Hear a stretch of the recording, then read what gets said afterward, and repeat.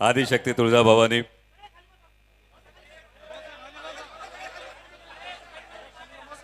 मध्ये येऊन बोलायचं तुमच्या कॅमेऱ्यासाठी.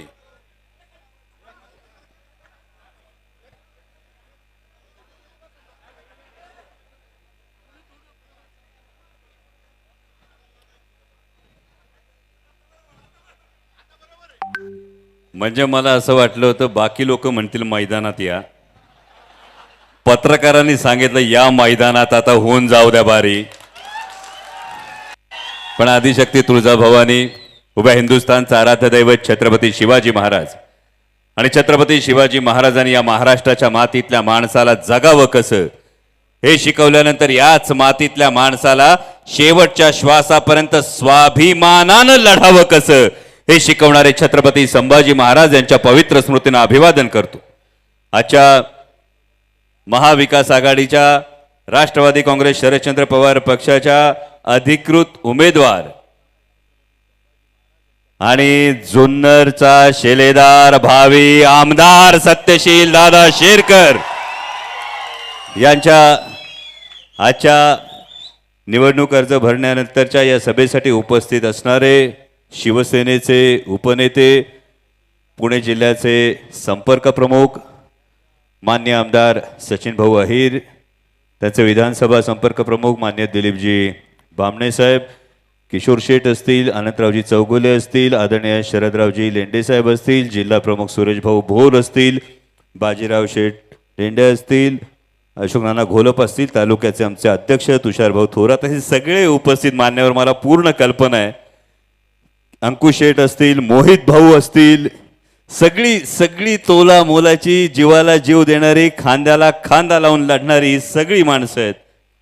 उपस्थित सगळे आजी माजी पदाधिकारी आणि माझ्यापेक्षा खरं तर खरे खासदार जे ती ही सगळी माणसं आहेत, ते सगळेजण, सगळे पदाधिकारी, आपण सगळेजण, सगळ्या भगिनी, सगळे पत्रकार बांधव, सगळ्यांना जय शिवराय. खरं तर सचिन भाऊ, काल आंबेगाव तालुक्यात एक सभा झाली, आत्ता ही जुन्नर तालुक्यातली सभा आहे. विश्वास बसणार नाही, आत्ता 3:30 वाजलेत आणि 9-9:30 वाजता आलेली माणसं 3:30 वाजेपर्यंत तब्बल 6 तास एवढ्या मोठ्या संख्येनं ही बसलीत. याच्यावरून कळून चुकलंय का जुन्नरकरांनी आता घड्याळ टाकले, हे तुमच्या या वेळेवरून कळून चुकले. आणि त्यामुळे आता विरोधकांना एकच भीती, सत्यशील दादाचं लीड किती.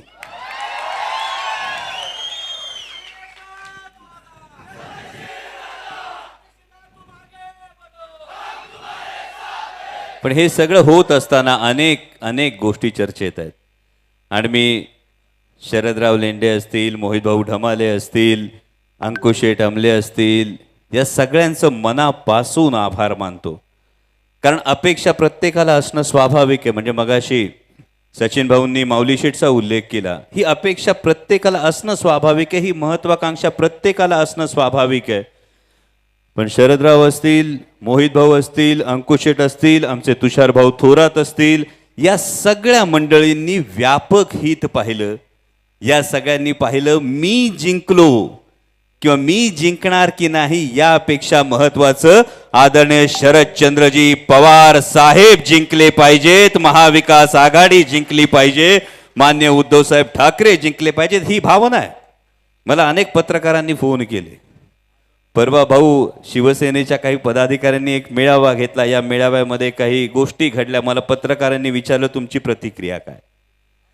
मी सांगितलं सुनील भाऊ प्रामाणिकपणे की लोकसभेच्या निवडणुकीत या सगळ्या शिवसैनिकांनी जीवाचं रान केले माझ्या निवडणुकीला, याची मला पूर्ण जाणीव आणि पूर्ण जाण अजून सुद्धा आहे. आणि त्यामुळे त्यांनी त्यांची भावना व्यक्त केली. ही भावना म्हणजे कसं असतं की कुटुंबातल्या ज्येष्ठाकडं अधिकारानं घरातलं माणूस जर काय बोललं तर तो वाद चव्हाट्यावर आणायचा नसतो, म्हणून मी तुम्हाला कोणतीही प्रतिक्रिया दिली नाही. त्या सगळ्या शिवसैनिकांचा हा हक्क आहे माझ्यावर. आणि मला हीही पूर्णपणे कल्पना आहे, हीही पूर्णपणे जाणीव आहे की एक सच्चा शिवसैनिक हा कधी आणि कधीही विसरणार नाही की माननीय उद्धवसाहेब ठाकरे जेव्हा हॉस्पिटलमध्ये ॲडमिट होते, मानेखाली शरीर संवेदना बधीर झाल्या होत्या, ही परिस्थिती होती. अशा परिस्थितीमध्ये माननीय पक्षप्रमुख उद्धवसाहेब ठाकरे असताना त्यांच्या पाठीत खंजीर खुपसून सरकार पाडण्याचं ज्यांनी पाप केलं त्यांना आधी खाली खेचणं हे प्रत्येक शिवसैनिकाचं सुद्धा कर्तव्य आहे, हे प्रत्येक जण जाणतो. आणि म्हणून मला ती खात्री आहे. आणि त्यामुळे भाऊ, आपण म्हणालात त्या पद्धतीने माऊली शेठवर माझा पूर्ण विश्वास आहे. अत्यंत सच्चा, निर्लज, अत्यंत निस्वार्थी असा हा कार्यकर्ता आहे. आणि नक्कीच महाविकास आघाडीचं, शिवसेनेचं व्यापक हित माऊली शेठ नक्की डोळ्यापुढे ठेवतील, हा मला त्यांच्यावरचा विश्वास आहे. आणि त्याचबरोबर यांना इतर अनेक गोष्टी सुरू झाल्या. परवा कोणीतरी असं म्हणालं की कुणाला तरी चौगुले काका राष्ट्रवादी काँग्रेस पक्ष एकसंध ठेवायचा होता.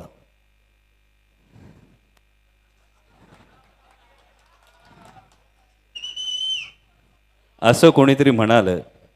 आणि मला खरंच प्रश्न पडला, जे कोणी सांगतात की आमच्या काळजात, आमच्या हृदयात आदरणीय शरदचंद्रजी पवार साहेब आहेत, तुमच्यापर्यंत स्टेटमेंट आलं असेल, आदरणीय शरदचंद्रजी पवार साहेब आमच्या हृदयात आहे असं सांगणाऱ्यांनी खरं तर प्रामाणिकपणे या मायबाप जनतेला याचं उत्तर द्यावं की जर आदरणीय शरदचंद्रजी पवार साहेब तुमच्या हृदयात होते तर लोकसभेला हाच आपला बाप उन्हातानाची पर्वा न करता, पायाला बांधलेल्या पट्ट्यांच्या जखमांची पर्वा न करता, तब्येतीची पर्वा न करता उन्हातानात राबत होता, तेव्हा तुमच्या हृदयात शरद पवार साहेब नव्हते? याचं उत्तर कोण देणार? जेव्हा माननीय पंतप्रधान पुण्यामध्ये येऊन आदरणीय शरदचंद्रजी पवार साहेबांना भटकती आत्मा म्हणाले, तेव्हा तुमच्या हृदयात शरद पवार साहेब नव्हते?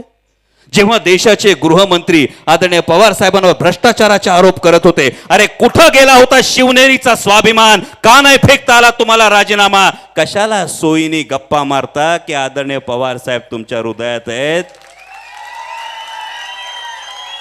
जर आदरणीय पवार साहेब तुमच्या हृदयात आहेत तर माणूस आहात की कोण तुमच्या हृदयाला घर कशी नाही पडली?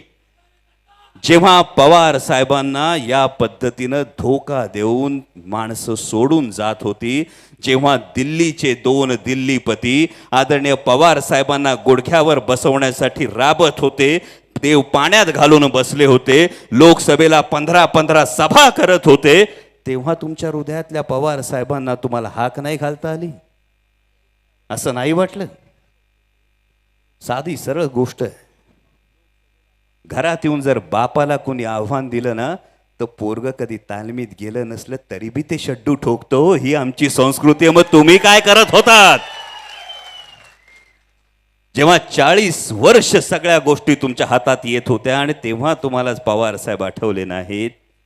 आणि आता जर तुम्हाला असं वाटत असेल की राष्ट्रवादी एकसंध ठेवायची होती, तर मग जेव्हा आम्ही जीव तोडून सांगत होतो, मित्राच्या नात्याने सांगत होतो की असा निर्णय घेऊ नका, आदरणीय पवार साहेबांना वाईट वाटेल. कारण आता जर कोणाला काही वाटत असेल तर पवार साहेब सुद्धा माणूस आहे. तो विचार करा, साहेबाला काय वाटलं असेल, त्या पवार साहेबांना काय वाटलं असेल. आता सांगतात एका माणसामुळे राष्ट्रवादी एकसंध होऊ शकली नाही. त्यांनी एकदा सांगावं पवार साहेबांना काय वाटलं असेल. गेला होतात का कधी विचारायला? बघितलेत का कधी पवार साहेबांनी पापण्यांच्या आड दडवलेले त्यांचे अश्रू? जेव्हा 40 वर्षाची माणसं सोडून जात होते, पोटच्या पोराप्रमाणे ज्यांना सगळं काही दिलं, मागितलं ते दिलं, ही माणसं सोडून जात होती, जेव्हा तो थरथरता पवार साहेबांचा हात तो धरला का नाही तुम्ही? हा प्रश्न, याचा जवाब आधी तुम्ही जनतेला दिला पाहिजे आणि मग सांगितलं पाहिजे कोण एकसंध ठेवत होतं, कोण तोडायला निघालं होतं. म्हणजे शरद लेंडे साहेब सगळे उहापोह करणार नाहीत. ही सगळी माणसं पुरावा आहेत. मी कधी खासगी बैठकीतल्या गोष्टी चव्हाट्यावर आणत नाहीत, पण ही सगळी माणसं पुरावा आहेत. कधी खासगीत विचारत सत्य काय ही माणसं सांगतील. ज्या लेंडे साहेबांनी हाडाची काढ करून सातत्यानं पाठिंबा दिला, त्या लेंडे साहेबांना संधी येत असताना सुद्धा अरे तुम्हाला तुमच्या बसण्याचा पाठ जर देता येत नसेल तर काय तुम्ही निष्ठावानांची कदर करता, याचं सुद्धा उत्तर दिलं पाहिजे. आणि म्हणून मी मनापासून मानाचा मुजरा करतो या व्यक्तीला. लेंडे साहेबांना मी मानाचा मुजरा करतो की समोर जेवणाचं ताट असताना आदरणीय पवार साहेबांसाठी काय महत्वाचं याचा त्यांनी विचार केला, त्यांनी मनाचा मोठेपणा दाखवला आणि ही गोष्ट आमच्या काळजावर कोरली गेली. कार्यकर्ता काय असावा लेंडे साहेब, तुम्ही आज उदाहरण घालून दिलं. तुमच्या उदाहरणातून आम्ही शिकलो. मध्यंतरी काही वेगळे उल्लेख झाले, शिक्षणाचे उल्लेख झाले आणि मला एक किस्सा आठवला. गंगा नदीत वहिनी एक बोट चालली होती. बोटीत आपला नावाडी वल्ली मारित होता आणि 3 पंडित बसले होते. एका पंडितांनी विचारलं नावाड्याला, तुला अर्थशास्त्र येतं का? नावाडी म्हणला नाही. पंडित म्हटला, अर तुझं 25% आयुष्य वाया गेलं.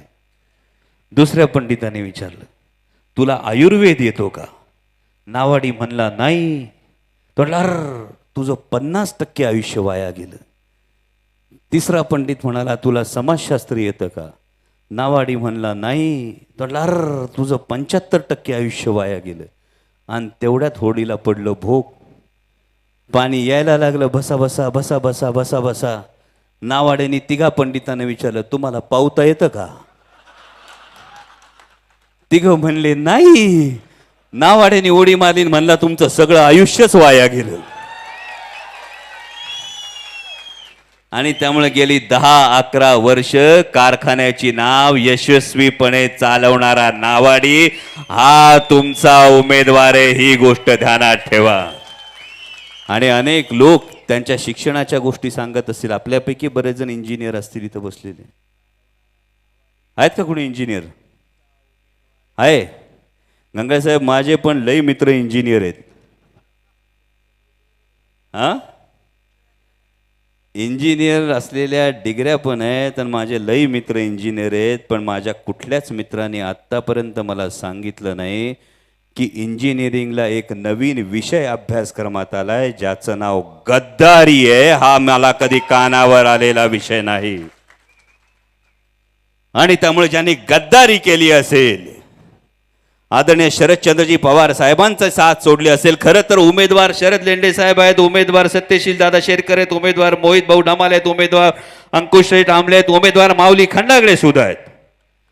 पण त्याही पलीकडे उमेदवार जर कोण असेल तर ते आदरणीय शरदचंद्रजी पवार आणि माननीय उद्धव साहेब ठाकरे आहेत. कारण ही निवडणूक मगाशी सचिन भाऊ म्हणाले त्या पद्धतीनं केवळ 2 पक्षांची, केवळ 2 माणसांची अशी निवडणूक राहिलेली नाही. ही निवडणूक तत्व, निष्ठा, स्वाभिमान याची निवडणूक आहे.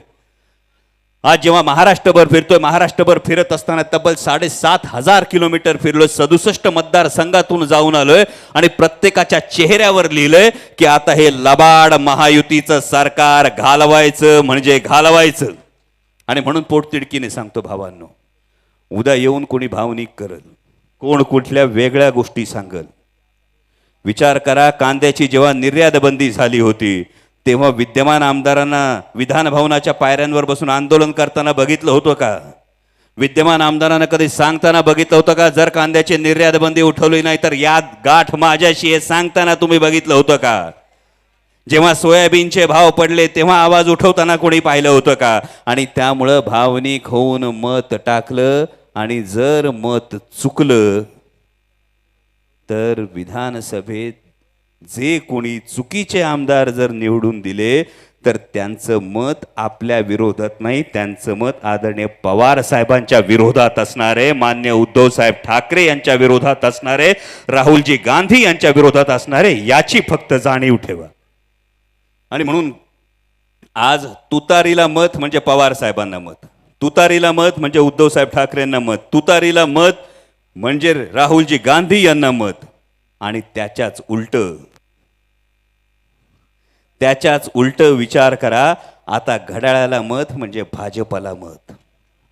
ज्या भारतीय जनता पक्षाने आपला कांदा उत्पादक शेतकऱ्यांच्या ताटात माती कालवली, ज्या भारतीय जनता पक्षाने आपल्या टोमॅटो उत्पादक शेतकऱ्यांच्या स्वप्नांचा चिखल केला, ज्या भारतीय जनता पक्षानं तुमच्या माझ्यावर जीएसटी लादून लादून आपल्या खिशातून भरमसाठ सगळी संपत्ती लुटून दिली, ती ईस्ट इंडिया कंपनी सारख्या वागणाऱ्या भारतीय जनता पक्षाला मत आयुष्यात कुठलाही शेतकरी देणार नाही. म्हणून जाता जाता एवढंच सांगतो भावांनो, आपली सपराची घरं स्लॅबची झाली.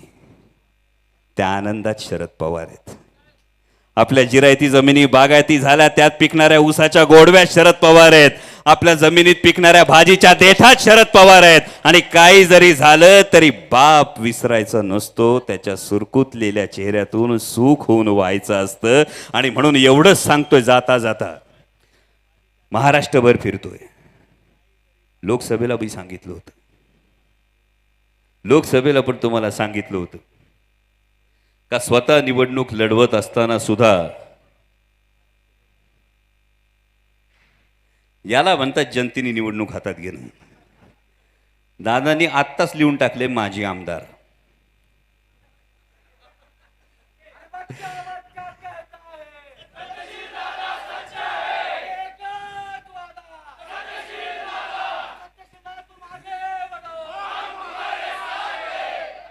त्यांनी सांगितले माझे आमदार गावोगावी जाऊन दम देतात, निधी मिळणार नाही, आमदार महोदय खिशातून देतात असं मला तरी वाटत नाही.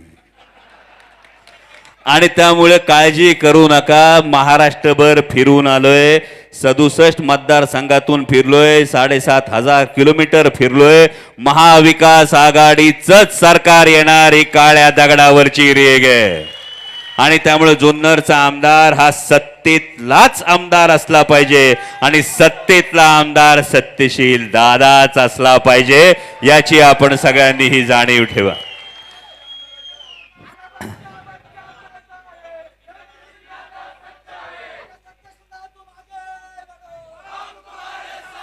तुम्ही सांगितलेला फोन बी लक्षात आहे.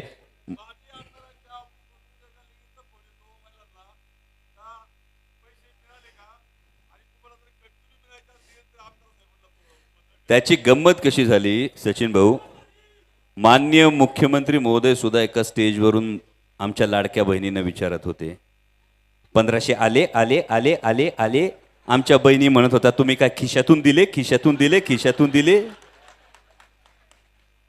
आणि जसं मगाशी सांगितलं आता भाऊबीज आहे, भाऊबीजेला आल्यानंतर भावाला ओवाळलं, भावाने भाऊबीज टाकली तर बाहेर जाऊन भाऊ काय होर्डिंग लावतोय का, टाकली टाकली टाकली भाऊबीज टाकली बरं का, झालंय का असं? जर असं कधी झालं नसेल तर ही नाती जी आहे,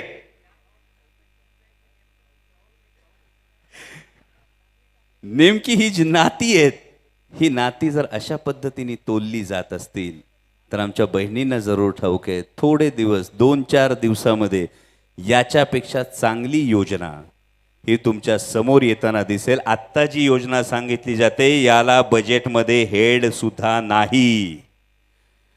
तुम्ही सत्ता पक्षातलेच काही आमदारांना बोलताना ऐकलं असेल, निवडणुकीनंतर योजना बंद करणार, हे करणार. काळजी करू नका, हे सत्तेवरच राहणार नाही तर निवडणूक नंतर योजना काय बंद करणार. आणि त्यामुळे महाविकास आघाडीचं सरकार आल्यानंतर ही प्रत्येक गोष्ट ही बारकाईनं पाहिली जातील. हा निवडणुकीचा जाहीरनामा नाही, हा आदरणीय पवार साहेबांचा शब्द आहे, हा मान्य उद्धव साहेब ठाकरेंचा शब्द आहे, हा राहुलजी गांधींचा शब्द आहे. आणि म्हणून जाता जाता एवढंच सांगतो, राज्यभर फिरावं लागतंय. आजही तुम्ही बघितलंय, सकाळी किनवटला जायचं होतं, त्यानंतर पिंपरी होतं, चिंचवड होतं, त्यानंतर आलो, परत जायचंय. राज्यभर फिरताना माझी मान जर ताट ठेवायची असेल तर आपलं सूत्र काय, ज्याचा बाले किल्ला मजबूत त्याचा किल्ला मजबूत, आणि ज्याचा किल्ला मजबूत त्याला मुलुकगिरीला जाता येतंय. हा जुन्नरचा बाले किल्ला तुमच्या प्रत्येकाच्या हातात सुपूर्त करतोय. आणि हा सुपूर्त करत असताना तुम्ही सगळ्यांनी ज्या पद्धतीने लोकसभेला काम केलं, आमचे सगळे मुस्लिम बांधव असतील, आमचे सगळे आदिवासी बांधव असतील, या प्रत्येकाने जीव तोडून काम केलं. या प्रत्येकाने जीव तोडून काम करत असताना आता येऊन अनेक जण सांगतील, वेगवेगळ्या गोष्टी सांगतील, पण भाऊंना विचारा, मुंबईत मोठमोठे बॅनर लागलेत, मुंबईत मोठमोठे बॅनर लागलेत उत्तर प्रदेशच्या मुख्यमंत्र्यांचे, बटेंगे तो कटेंगे. हे मुंबईत जे बॅनर लागलेत, हे बॅनरकडे माझे मुस्लिम बांधव सुद्धा डोळे उघडून पाहत असतील की या बॅनरचा जो अर्थ मान्य योगी आदित्यनाथ देण्याचा प्रयत्न करतात, याचाच अर्थ मी कालच विचारलं, बटेंगे तो कटेंगे कहने वालों जरा ये भी तो बता दो, बटेंगे तो कटेंगे कहने वालों जरा ये भी तो बता दो क्यों काटा मराठी युवाओं का रोजगार और बांट दिया आपने गुजरात को? जरा ये भी बता दो, क्यों काटा आपने महाराष्ट्र का हक, महाराष्ट्र का स्वाभिमान और बांट दिया आपने गुजरात को? तर मग महाराष्ट्राची भाकरी खाऊन गुजरातची चाकरी करणाऱ्या सरकारला आता घरी पाठवल्याशिवाय स्वस्थ बसू नका, एवढीच तुम्हाला कळकळीची सांगणी आहे. माझ्या आदिवासी बांधवांना सुद्धा माझं हेच सांगणं आहे. ज्या आदरणीय शरदचंद्रजी पवार साहेबांनी स्वतंत्र आदिवासी बजेटची तरतूद केली, आदिवासी कल्याण मंत्रालयाची मुहूर्तमेढ रोवली, त्या आदरणीय पवार साहेबांना साथ देणं. आणि आता जर आपल्यामध्ये थोडीफार चूकभूल झाली तर डोक्यावर येणारे भाजपाचे लोक माझ्या आदिवासी बांधवांना आदिवासी सुद्धा म्हणत नाहीत, ते वनवासी म्हणतात. वनहक्क कायद्याच्या माध्यमातून माझ्या आदिवासींना हद्दपार करण्याचा प्रयत्न करतात. या पद्धतीने माझे आदिवासी बांधव असतील, माझे मुस्लिम बांधव असतील, माझा बहुजन समाज असेल, 18 पगड जाती, 12 बलुतेदार, 16 अलुतेदार, या सगळ्यांना मिळून माझ्या छत्रपती शिवाजी महाराजांनी स्वराज्य उभं केलं होतं. हा स्वराज्य म्हणजे महाराष्ट्राचा स्वाभिमान आहे. या स्वराज्यातून उभा राहिला तो महाराष्ट्र धर्म आहे. आणि जर महायुतीचं सरकार, भारतीय जनता पक्ष, अजितदादांचा राष्ट्रवादी आणि शिंदेची शिवसेना जर या महाराष्ट्र धर्माला नख लावण्याचा प्रयत्न करणार असेल तर यांना घरी बसवल्याशिवाय महाराष्ट्र धर्म जागणार नाही, एवढीच तुम्हाला कळकळीची विनंती करतो. आणि येणाऱ्या प्रत्येक दिवस तुमच्यातला प्रत्येक जण अमोल कोल्हे, तुमच्यातला प्रत्येक जण सत्यशील दादा शेरकर आहे. आणि तुम्ही तुतारी वाजवणारा माणूस हा घरी घरी पोहोचवायचा आहे. कारण जेव्हा या शिवजन्मभूमीत तुतारी वाजली होती छत्रपती शिवाजी महाराजांच्या जन्माची, तेव्हा स्वाभिमान जागला होता महाराष्ट्राचा, तो पुन्हा जागवा. आणि पुन्हा तुतारीचा गर्जना, तुतारीचा निनाद या जुन्नर तालुक्यात घुमू द्या, एवढीच विनंती करतो आणि थांबतो. धन्यवाद. जय शिवराय.